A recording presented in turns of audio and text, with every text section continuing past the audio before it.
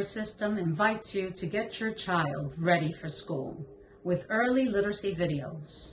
Hello, I'm Nancy Corrigan, bilingual librarian and outreach consultant.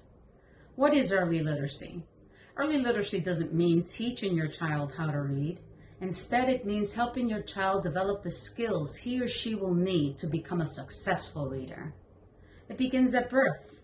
Having conversations, reading, singing, and playing with your child helps to build his or her understanding of language. Why is it important? 2 points. It is critical to help your child be ready for school.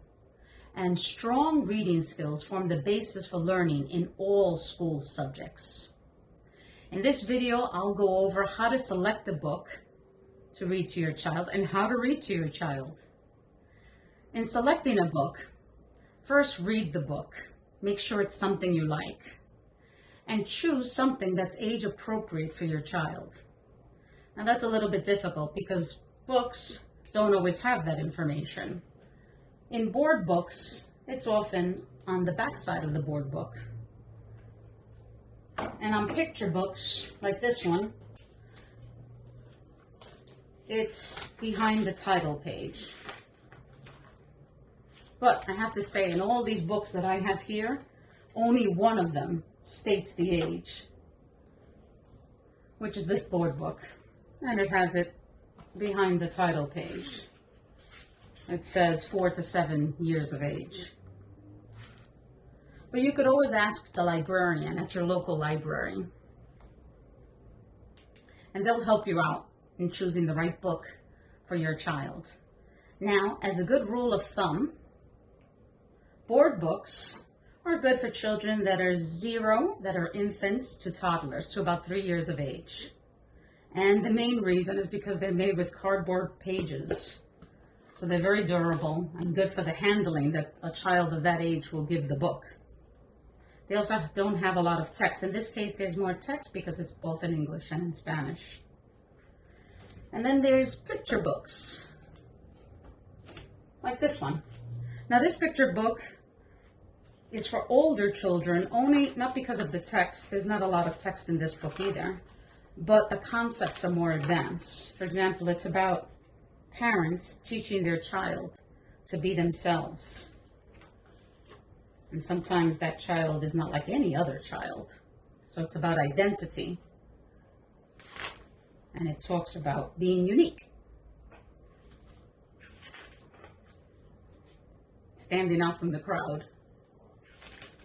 And not always following the group. So since this book deals with identity and older and other concepts, it's better for older children. And then there's a book like this one, which is also a picture book, but it's much longer than the others.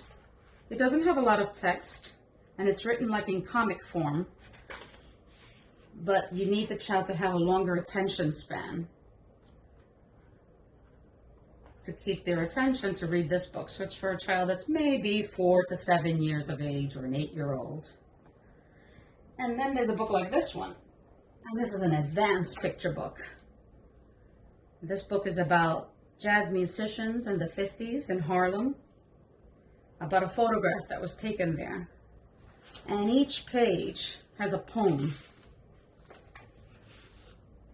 So a book like this is more like for a 9-year-old or a 12-year-old, even a 14-year-old. And it actually has the photograph taken in 1958 in Harlem. It's a book of nonfiction. So that's how you can select the book. Now let's go over how to read a book. For example, this book here, Round, by Joyce Sidman. So you should read slowly, page by page, and point out things in the book, like the illustrations or the colors. For example, her pink boots, or shapes like the ball and the sun. You can even show the story without even reading it. You can tell the story without reading the words. Just talk about how the girl goes to pick a beautiful orange and how she meets a butterfly. Or you can talk like the girl. I love to see round things grow. Or ask them what this little guy is about. Who is he? A duck. And what does the duck say? Quack, quack. And what does the dog say? Arf. You know, in Spanish, dogs don't go arf. They go wow, wow. Or how they go to the park and play with a balloon, a red balloon, and the fruits they might see. And the beautiful flowers they encounter. In Spanish, they're girasoles. Animate the book and encourage them to tell you maybe what the bird says. And when you read to them, look at them and read. Encourage them to participate. Maybe to tell you what the waves sound like when they hit the sand.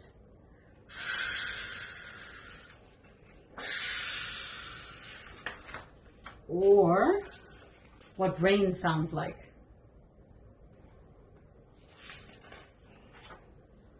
Or how quiet it gets at night. Ask them to tell you what they see. The moon, la luna, or how the book might end. And after you read the book, let them handle the book. Now, of course, if they're little, if they're 0 to 3 years of age, better to give them this one than this one. And also, children learn, repeat, and reread the book because children learn by repetition. They love it. They love repetition. And now we'll do a reading of a board book. It's called I Like It When. This one's bilingual, but we'll just read the English. By Mary Murphy. I like it when you hold my hand. Mama penguin, baby penguin, or Papa penguin and baby penguin. I like it when you let me help. Thank you. I like it when we eat new things. Surprise! What do you think that is? Looks like soup. I like it when we play peekaboo. Peekaboo. I like it when you tickle me.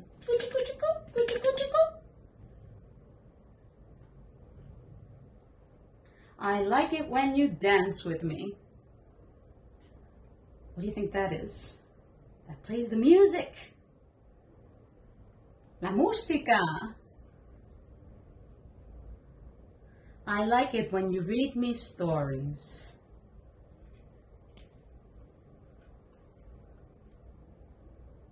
I like it when you hug me tight.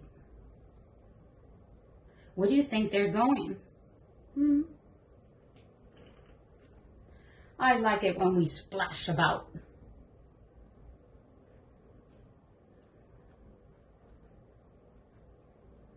I like it when we kiss goodnight. Sleep tight. Good night. I love you. I love you too. And usually when I read a story, I pair it up with a song. Because children learn new words with song. And it develops their listening and memory skills. So in this song, it's called Skidamarinka-Dink. And I also, to help participation, so the child could participate singing with you, I do things with my hands, or I keep the beat.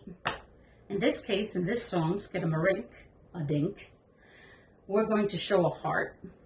So can you do this heart? And we're also going to show the morning, the afternoon, and the evening, and the moon. Shall we do it together? Skidamarinka-dinka-dink, skidamarinka-doo. I love you. Skidamarinka-dinka-dink, skidamarinka-doo. I love you. I love you in the morning and in the afternoon. I love you in the evening and underneath the moon. Oh, skidamarinka-dinka-dink, skidamarinka-doo. I love you. And using your hands and tapping and doing the beat also helps with motor skills. For example, when they draw and scribble like this, that helps them develop their motor skills, or doing arts and crafts like cutting and coloring. The next book we'll read is for an older child. It's called Bark, George. Let's see what this one's about. By Jules Feiffer.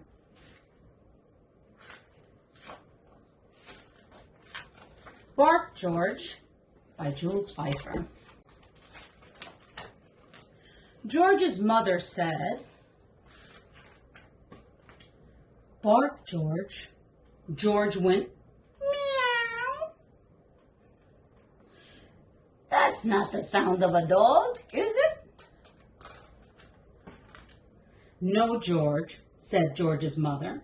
"Cats go meow. Dogs go arf. Now bark, George." George went, "Quack, quack." "Who says quack, quack?" "No, George," said George's mother. "Ducks go quack, quack. Dogs go arf. Now bark, George." George went, "Oink, oink." "No, George," said George's mother. "Pigs go oink. Dogs go arf. Now bark, George." George went, "Mmm." "What goes mmm?" George's mother took George to the vet. "I'll soon get to the bottom of this," said the vet. "Please bark, George." George went, "Meow." The vet reached deep down inside of George and pulled out a cat. "Bark again, George." George went, "Quack, quack." The vet reached deep, deep down inside of George and pulled out a, what is that? It's a duck. "Bark again, George." George went, oink. The vet reached deep, deep, deep down inside of George and pulled out a piggy. "Bark again, George." George went, mmm. The vet pulled out his longest latex glove. Then he reached deep, deep, deep, deep, deep, deep, deep, deep, deep, deep, deep inside of George and pulled out a cow. Poor George. "Bark again, George." George went, arf! He did it. George's mother was so thrilled that she kissed the vet and the cat and the duck and the pig and the cow. On the way home, she wanted to show George off to everyone on the street. So she said, "Bark, George." And George went, "Hello." What happened? Who do you think is in there?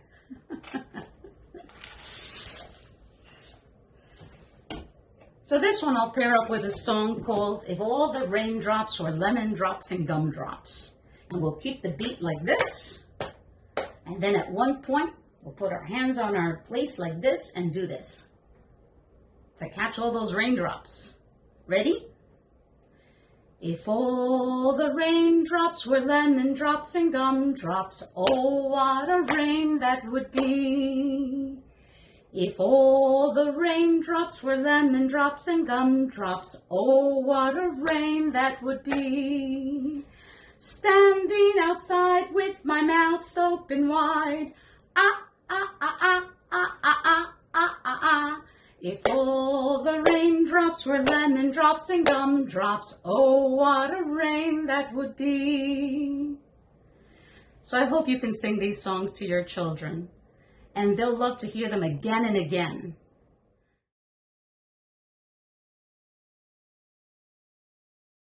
Let's review. How do I select a book for my child? Read it first. Pick something you like. But more important, pick something your child will like. Pick something that's age appropriate. Now that's a little more difficult because publishers don't often write the age on the book, but your local librarian could help you with that.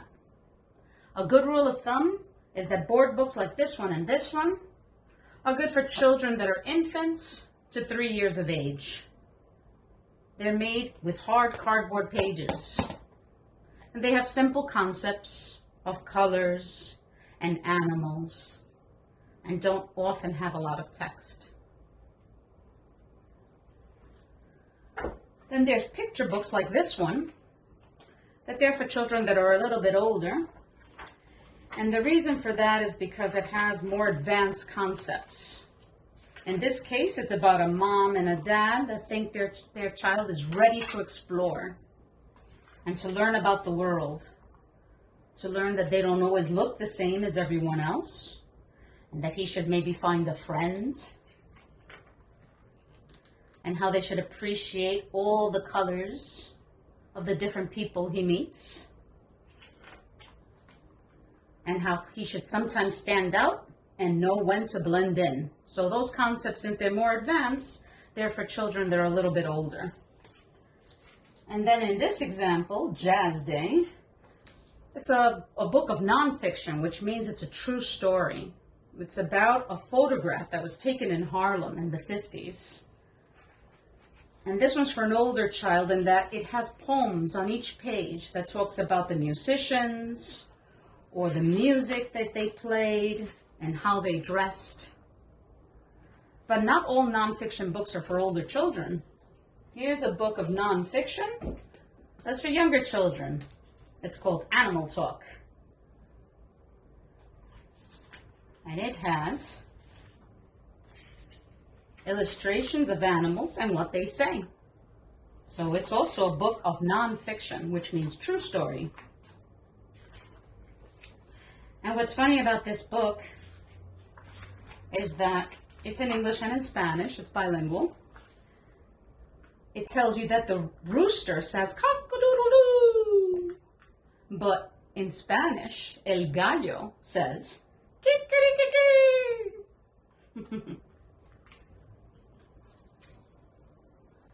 So now let's talk about reading a book to your child. What are the things that we spoke about earlier? Well, we spoke about the illustrations you see, identifying the characters like Mama Penguin and Baby Penguin. Or maybe it's Papa Penguin and Baby Penguin. Ask your child, what do they think? Talk to them about what they're doing. They're helping or cooking together or playing peekaboo. And maybe you can play peekaboo after you read the book to them. Talk to them about what's happening. For example, where are they going? Where do you think they're going? They're going for a bath. And what do we do when we go get ready for bed? We sometimes have a bath, or I read you a story, and I kiss you goodnight. Have a conversation with them. Ask them what they like to do with mommy, or what they like to do with daddy. animate the story. I didn't read you this one, but this is about a little girl called Trixie that loves her bunny, and her daddy takes her to the laundromat one day. And Trixie's a little baby. She's a toddler, so she doesn't speak. But animate the story. So something happens, something terribly wrong as they're walking home. Trixie turned to her daddy and said, "That's right," replied her daddy. So you can do daddy's voice as well. "We're going home." But Trixie doesn't look too happy. Said Trixie again.